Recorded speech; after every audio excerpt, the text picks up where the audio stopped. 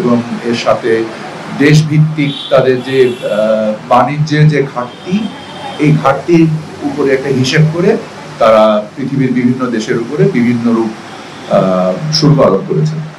আমরা আমাদের উপরে আরোপিত শুল্ক এবং আমাদের যে বাণিজ্যের ধরন এবং বাণিজ্যের যে গঠন, তার উপরে ভিত্তি করে আমরা প্রধান উপদেষ্টার নির্দেশনায় এবং প্রধান উপদেষ্টা নিজেই যুক্তরাষ্ট্র প্রশাসনের সাথে সংযুক্ত হবেন এই বিষয়ে আমাদের অবস্থানকে তুলে ধরার জন্য, এবং আমরাও সংশ্লিষ্ট যুক্তরাষ্ট্রের যে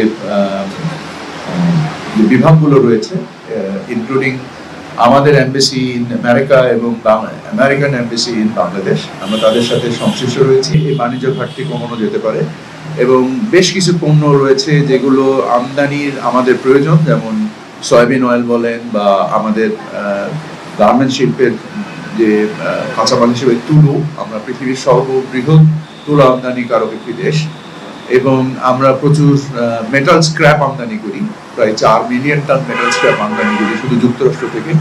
এই সমস্ত পণ্য সমষ্টি মিলিয়ে আমাদের, এবং আমরা শিল্প পণ্য আমদানি করি, শিল্প যন্ত্রাংশ আমদানি করি, এবং আমরা জ্বালানি পণ্য আমদানি করি।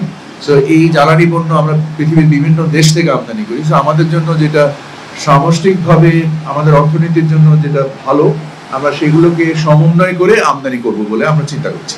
আমাদের সাথে যারা প্রতিযোগী দেশ হিসেবে ভিয়েতনাম, চায়না, কম্বোডিয়া, যারা মূলত আমরা যেসব পণ্য উৎপাদন করি এবং আমাদের থেকে ট্যারিফ কম আছে ইন্ডিয়া এবং পাকিস্তানের, থাকলেও আমাদের পণ্যের বৈচিত্র্য ইন্ডিয়া এবং পাকিস্তানের থেকে রপ্তানি মানে অ্যাপারেল সেক্টরে অনেক বেশি ডাইভার্সিফাইড, এবং আমাদের যে শিল্পের যে অবয়ব বা স্পেকট্রাম, এটা ইন্ডিয়া পাকিস্তানের থেকে অনেক বেশি ম্যাচিওর। সো আমরা মনে করি যে এটা বরং আরো সম্ভাবনার দোয়ার খুলে দিতে পারে। আপনাকে ওনার প্রারম্ভিক বক্তব্যে বলেছেন যে ফেব্রুয়ারি মাসেই উনি নিজেই যুক্তরাষ্ট্রে গিয়েছেন প্রধান উপদেষ্টার নির্দেশনাতে, এবং আমরা এনগেজ হয়ে তাদের যে শুল্ক বিভাগ, তাদের কাছ থেকে আমরা আমাদের বাণিজ্য বৃদ্ধি করা, মানে শুধু যে বাণিজ্য ঘাটতি কমানো তা না, আমরা চাই বাণিজ্য বৃদ্ধি পাক, সামগ্রিকভাবে বৃদ্ধি পাক। সে বৃদ্ধি পাওয়ার জন্য করণীয় কি করা যেতে পারে উভয় পক্ষেরই। যেমন আমরা আমাদের আমেরিকা থেকে আগে যদি আমরা তুলা ইম্পোর্ট করতাম তাহলে আমাদের 2 বার ফুমিগেশনের প্রয়োজন হতো। সো আমরা আমাদের আমদানি নীতি সংশোধন করেছি বাণিজ্য মন্ত্রণালয় থেকে, করে আমরা এবার 1 বার করে দিয়েছি।